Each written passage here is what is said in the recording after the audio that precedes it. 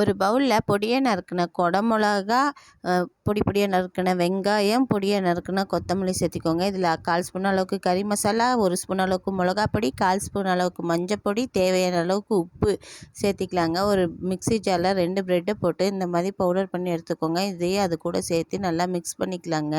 ஓரளவுக்கு கை வச்சு எல்லா பக்கமும் ப்ரெட் க்ரம்ஸ் படுற அளவுக்கு மிக்ஸ் பண்ணிக்கோங்க. இந்த அளவுக்கு மிக்ஸ் பண்ணிக்கலாங்க. அடுப்பில் ஒரு கடாய் வச்சு 2 ஸ்பூன் அளவுக்கு எண்ணெய், 1/4 ஸ்பூன் அளவுக்கு கடுகு, 1/4 ஸ்பூன் அளவுக்கு சீரகம், 1 ஸ்பூன் இஞ்சி பூண்டு பேஸ்ட்டையும் போட்டு நல்லா வதக்கிட்டு இதில் நம்ம வச்சுருக்க ப்ரெட் மிக்ஸையும் போட்டு நல்லா வதக்கிக்கலாங்க. இது ஓரளவுக்கு நல்லா சுருண்டு வதங்கி வர அளவுக்கு வதக்கிக்கோங்க. இதில் 1 டம்ளர் அளவுக்கு பாலையும் சேர்த்து நல்லா மிக்ஸ் பண்ணிக்கோங்க. எல்லாம் மிக்ஸ் ஆனோடனே ஒரு லிட்டு போட்டு மூடி 3லேருந்து 4 நிமிஷம் மீடியம் ஃப்ளேமில் குக் பண்ணி எடுத்திங்கன்னா நம்மளோட சூப்பரான குடமிளகா ப்ரெட் கிரேவி ரெடிங்க. இதுக்கு சப்பாத்தி, பூரி, பரோட்டா, தோசை எல்லாத்துக்கும் சூப்பராக இருக்கும். ட்ரை பண்ணி பாருங்கள்.